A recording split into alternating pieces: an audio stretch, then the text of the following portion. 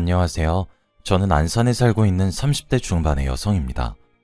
오늘은 저와 제 남편의 이야기를 한번 해보고 싶어서 이렇게 사연을 보내게 되었습니다. 사실 이렇게 이야기를 꺼내기까지 꽤 많은 시간이 걸렸습니다. 그리고 여전히 이야기를 꺼내게 되면 제게 상처가 돌아오는 이야기이기도 하죠. 저도 이번 기회에 제 상처를 툭 꺼내놓고 보듬어주고 싶기도 하고 또 이번에 새 출발을 앞두고 있어서 이렇게 글을 써봅니다. 제게는 남편이 있었습니다. 저와 남편은 2년이란 시간 동안 뜨거운 연애를 했고 결혼해도 꼴이 냈어요. 그리고 다른 집들과 똑같이 저와 남편 둘 다 맞벌이를 하기 시작했습니다. 저와 남편과의 사이는 무척이나 좋았습니다. 그런데 딱 하나 문제가 있었어요. 바로 저희 가족 계획이었죠. 제 쪽의 몸에 문제가 있었거든요. 아무리 노력을 해도 아이가 하도 생기질 않더라고요. 저와 남편 둘 다 점점 지쳐갈 때쯤 주위 지인들의 권유로 믿져야 본전이란 마음으로 불임센터에 함께 가서 검사를 받았습니다. 그런데 제가 선천적으로 임신이 조금 힘든 상태의 자궁을 가진 사람이라고 결과가 나왔죠. 하늘이 무너지는 것만 같았습니다. 결국 저는 남편의 권유에 따라 직장을 그만두고 임신을 하기 위해 심혈을 기울이기 시작했습니다. 저와 남편의 정성이 통했던 것인지 기적적으로 제가 임신을 하게 되었어요. 제 임신 소식에 다른 누구보다 남편이 무척이나 좋아해 주었죠. 그렇게까지 뛸 듯이 기뻐하는 남편의 모습을 처음 볼 정도였습니다. 맞벌이에서 외벌이로 변하다 보니 저희 부부는 월급의 대부분을 미래를 위해 투자하기 시작했어요. 저도 점점 전업주부의 삶을 익혀나가기 시작했고요. 그런데 한 가지 문제가 생겼습니다. 제게 살이 너무 빨리 그리고 잘 붙는다는 점이었어요. 어찌 보면 임신을 했을 때니까 당연하다고 여겨질지도 몰라요. 하지만 정말 심각하게 살이 찌게 되더라고요. 남편은 괜찮다고 계속해서 말을 해주었어요. 마음은 고마웠지만 그래도 위로가 와닿진 않더군요. 그렇게 저는 출산을 하기 직전 20kg이나 쪄버리고 말았어요. 그냥 따지고만 봐도 20kg이면 많이 찐 편인데 저는 키도 그리 큰 편이 아닙니다. 그래서 그런지 순식간에 뚱뚱한 여자가 되어 있더라고요. 임신했을 때 찐 살은 잘 빠지지도 않는다고 하던데 그 말이 정말 맞더라고요. 아이를 출산한 이후 운동을 정말 열심히 했지만 이미 늘어나서 탄력은 잃은 살들이라 그런지 예전의 제 몸으로 돌아오진 않았습니다. 자존감이 떨어지지 않았다고 하면 거짓말이겠지만 그래도 남편이 있어 견뎌질만 했습니다. 남편은 그런 저를 여전히 예쁘고 사랑스럽다고 말해주는 유일무이한 사람이었거든요. 그런데 그것도 전부 다 제 착각에 불과했어요. 전부 다 입에 발린 소리였죠. 사실 저희 부부는 맞벌이 때도 그렇고 남편의 외벌이일 때도 그렇고 돈을 모을 수 있을 때 바짝 모으잔 주의였거든요. 저희 부부가 바쁘게 살아서 그런지 취미를 딱히 가지고 있지도 않았고 그나마 가진 취미도 등산처럼 엄청나게 큰 돈이 필요하진 않아서 정말 생활비와 용돈을 제외하고 전부 다 저축을 하는 편이었어요. 그런데 아이를 출산한 이후 남편이 취미가 하나 생겼다고 하더라고요. 제게 혼자서 외벌이를 하다 보니까 책임감도 2배로 들기 시작해서 너무 부담스러울 때가 종종 있었다고. 그러다가 취미 생활을 하게 되었는데 이 취미 생활이 정말 자신의 삶에 새로운 활력소를 주기도 하고 새로운 원동력을 주기도 해서 너무 좋다고 하더라고요. 자세하게 물어보지도 않았어요. 그저 취미생활, 그깟게 뭐라고 그렇게까지 어렵게 운을 떼게 만든 남편에게 저는 미안할 따름이었죠. 지금 생각을 해보면 제가 난임의 몸이라 아이를 어렵게 가졌기 때문인지 저는 왠지 모르게 저자세를 유지했던 것 같아요. 남편이 외벌이를 한 것도 다 제가 난임으로 고생했기 때문이라고 생각했었거든요. 남편은 육아에 손을 떼거나 하진 않았지만 그래도 적극적으로 아이를 돌보려고 하는 의지는 없었어요. 그런데 저도 그런 남편에게 서운하지만 별말은 못하겠더라고요. 남편이 힘든 것을 제가 잘 알면서 칭얼거리는 게 맞나 싶어서 말이에요. 그렇게 입 꾹 다물고 묵묵히 독박 육아를 했습니다. 지금 생각해보면 저도 멍청했죠. 저 혼자 만든 아이도 아니고 남편과 저의 아이인데 그걸 죄스럽게 생각했으니. 남편은 평일에는 일을 하러 가서 주말에는 취미 활동을 하러 가서 등등의 이유로 일주일 내내 저와 아이를 집에만 내버려 두었습니다. 그래서 그런 남편이 참 야속하게 느껴지기도 했죠. 그러다 어느 날 친구에게 전화가 왔어요. 세상이 좁다더니 그게 정말 맞는 말이다 싶었던 것이 바로 이 순간이었습니다. 친구는 본인의 가족과 나들이를 갔다가 우연히 제 남편을 보게 되었다고 하더라고요. 그리고 제 남편의 옆에 서 있었던 한 낯선 여인과 보통 사이가 아닌 것처럼 보인다는 제보였습니다. 그러면서 제게 사진 한 장을 보내주더군요. 사진 속에는 남편이 연애 시절 만나던 저를 대하듯 아주 애틋한 눈빛으로 낯선 여자를 바라보았고, 세상에 둘만 남은 연인인 양 커플 옷을 하나씩 맞춰 입고 데이트를 하고 있는 사진이었죠. 그제서야 남편의 새로운 취미가 무엇인지 알게 되었어요. 그건 바로 불륜이었습니다. 후에 알게 된 사실은 그 당시 만나고 있었던 여자 중 아내인 저를 제외하고 6명의 여자를 동시에 만나고 있었다 하더라고요. 처음엔 당연히 믿기지 않았고 믿지도 않았습니다. 그래서 남편에게 바로 전화를 걸었어요. 다행스럽게도 예상외로 바로 전화를 받았고, 뭔가 들켜서 조마조마하다거나 전화도 피하는 것 같지 않게 느껴졌죠. 저는 악질스런 장난이겠거니 하며 대수롭지 않게 넘기려고 애를 쓰기 시작했고 합리화를 했습니다. 친구가 잘못 본 것이 확실하다고 여기면서 말이에요. 그리고 저는 그날 이후 남편을 좀 더 뚫어지게 관찰하기 시작했습니다. 그리고 다시 시간이 지나 주말이 되었고, 남편은 그때도 어김없이 취미생활하러 간다는 목적을 핑계 삼아 외출을 했어요. 저는 아이를 맡길 곳도 없어서 갓난아기를 업은 채로 남편의 차를 미행했습니다. 앞에 보이는 차를 따라가 달라고 말을 하는 저를 택시 운전수 아저씨가 측은하게 바라보시더라고요. 그렇게 남편의 자동차를 따라가 보니 제 합리화가 틀렸더라고요. 친구의 제보가 맞더군요. 남편은 제게 제보가 들어왔었던 그 여자와 아주 다정하고 오붓한 시간을 보내고 있었습니다. 그리고 저는 저도 모르게 그 두 사람에게 스르르 다가갔죠. 남편의 주차된 자동차 트렁크를 열어 그 여자에게 명품 가방을 선물해 주었어요. 저도 아직 남편한테 받은 적이 없는데 말이에요. 그 여자는 긴 생머리를 가졌고 허리가 잘록한 섹시한 스타일의 여성이었습니다. 고마워. 역시 자기밖에 없어. 라는 말을 제 남편에게 하고 있었죠. 근처에 세워진 기둥 뒤에 숨어서 그쪽을 바라보며 참을 수 없는 패배감을 느끼고 있었어요. 그런데 바로 그때 제 등 뒤에 어핀아기가 엉엉 울더라고요.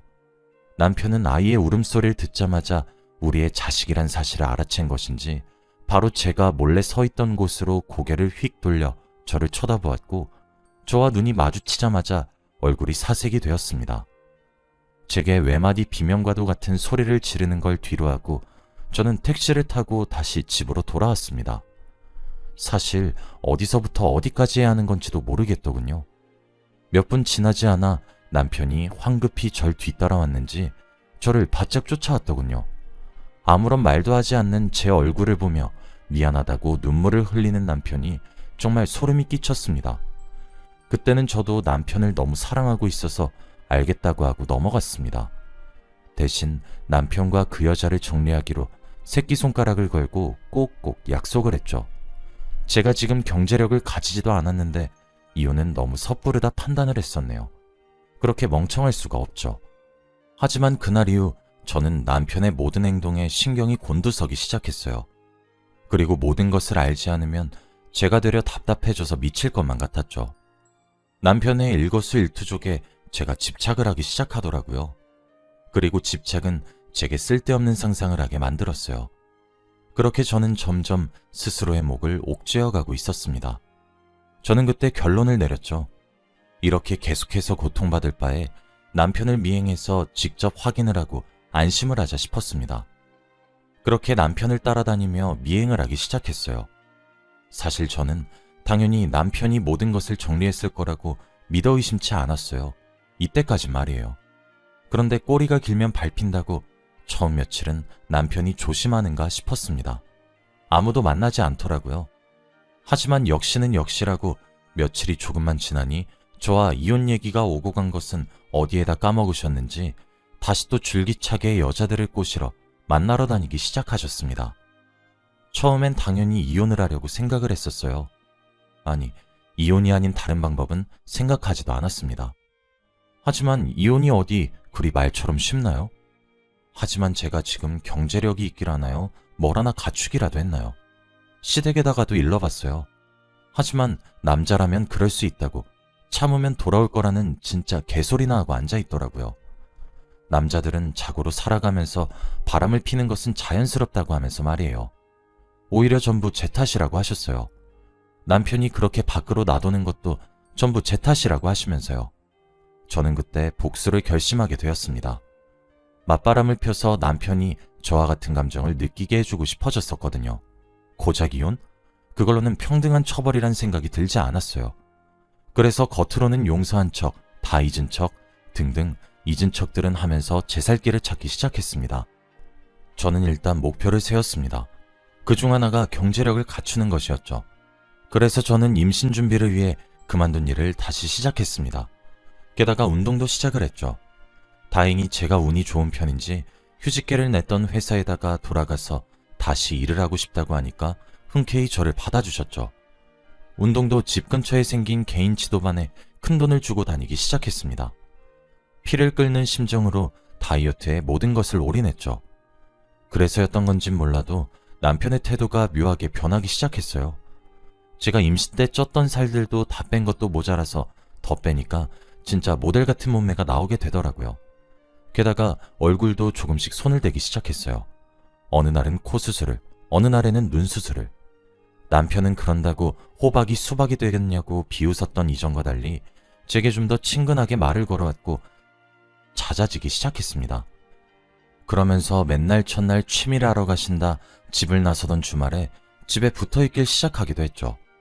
제가 살을 엄청 빼고 나니 남편이 그제서야 저를 다시 보는 듯한 생각이 솔직히 가시질 않더군요. 그동안 아이 육아 한 번을 제대로 도와주지 않던 사람이 운동 간다고 하면 코끼리라고 놀리던 사람이 참 기도 안 차더군요. 솔직히 맞바람을 피운다는 것 자체가 저도 제 입장에서 그리 현명하게 생각하진 않았어요. 저도 많은 고민을 했었죠. 그런데 막상 제 외적인 부분에 따라 크게 좌지우지되는 남편을 보고 있으니 그렇게 웃고 있는 낯짝을 확 일그러뜨리고 싶어지더라고요. 그리고 제가 남편을 진실로 용서했다고 생각하는 저 헛된 착각도 정정해주고 싶었죠. 망설임은 컸지만 그래도 진행엔 느리지 않았어요. 그렇게 저는 제게 새로운 제2의 인생을 살게 도와준 제 운동선생님과 연애를 시작하게 되었어요. 그리고 남편에게 모든 사실을 제 입으로 폭로했습니다. 저는 남편에게 가서 현재 만나고 있는 사람이 있으니 이혼하자고 얘기를 꺼냈어요. 남편은 처음에 그게 무슨 소리냐는 것처럼 어리둥절한 반응을 하는 듯 하더니 유부녀인 저더러 머리에 제정신이 박혀있는지 물어보더라고요. 저는 그때가 되어서야 얘기할 수 있게 되었어요. 그럼 너는 제정신에 바람 폈니? 라고 말이에요. 제가 던진 한마디에 남편은 꿀 먹은 벙어리처럼 입을 꼭 다물더군요. 왜 말이 없어? 남자라면 어련히 알아서 잘하실까 하며 시어머니께서 네 편 들어줄 땐 아무 말 안 했잖아 너.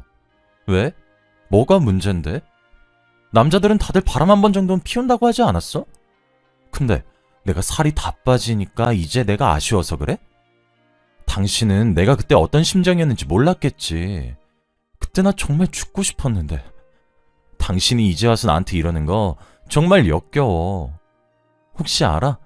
남자들만 그럴 수 있는 게 아니라 여자들도 그럴 수 있을지도. 당신도 그럼 내가 다 즐길 때까지 기다려. 라고 했더니 남편은 제게 미안하다고 사과하기 시작했어요. 저는 그런 남편에게 계속해서 이혼을 요구했습니다. 남편은 딸아이를 걸고 넘어지면서 이혼은 안 된다며 저를 설득하기 시작했죠. 그래도 저는 제 마음이 일관되게 똑같았습니다. 솔직히 제 키 정도에서 25kg을 넘게 빼는 것은 사실 더 이상 다이어트의 문제가 아닙니다. 생전에 직결되는 문제예요. 저는 제게 제2의 인생을 선물해준 운동선생님도 너무 좋아지게 되었습니다. 그리고 그 선생님과 연애라고 사랑을 받기 시작하면서 저는 더 이상 남편과 지낼 수 없다는 사실도 깨달았죠. 운동을 가르쳐준 선생님께서는 제가 너무 뚱뚱해서 운동하는 것도 지치고 힘들어 그만두고 싶어질 때마다 저를 진심으로 위로해주며 다정다감하게 다가와 주셨습니다. 오신 것만으로도 오늘 하루 성공했다고 하며 위로를 해주기도 했었죠. 저는 그런 작은 응원의 한마디를 등불로 삼아서 악바리처럼 했었던 거였고요. 저는 더 이상 저를 보기 좋은 인형 취급하는 남편과 더는 살고 싶지 않았어요. 남편은 끝까지 이혼은 하지 말자며 저를 끝까지 설득했지만 저도 끝까지 설득을 당하지 않았습니다.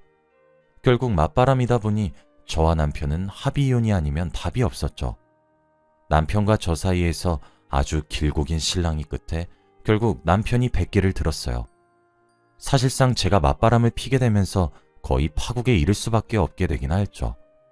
그렇게 우린 나름 깔끔하게 합의를 하며 이혼을 하게 되었습니다. 물론 아이는 제가 데려와서 기르고 있어요. 그 과정에서도 시댁에서 꽤 큰 소동이 벌어졌습니다. 본인들의 아들내미가 불륜을 일으킨다고 했을 때는 살다 보면 그럴 수 있다, 성질 좀 죽여라, 기타 등등 말 같지도 않은 소리 얼마나 많이 해놨는데 내가 하면 로맨스고 남이 하면 불륜이라더니. 어쨌든 그렇게 우여곡절 끝에 이혼을 하게 되었습니다. 합의 이혼을 했고 재산은 저희가 원래 반반 결혼을 했었어요. 그래서 가지고 있던 모든 재산들을 반으로 나눠 가졌죠. 그리고 지금은 이혼을 하게 된 지 벌써 3년이나 되었어요. 저는 아직 운동선생님과 예쁘게 알콩달콩 교제 중에 있습니다. 그리고 또 가까운 시일 안에 저는 재혼을 준비할 생각입니다. 운동선생님도 이미 제 아이의 존재를 매우 잘 알고 있기도 하고요. 그리고 아이도 남자친구를 잘 따르기도 하고요. 남편과 연애할 적에도 남편이 참 다정다감한 사람이라고 생각했던 순간이 무척이나 많았어요.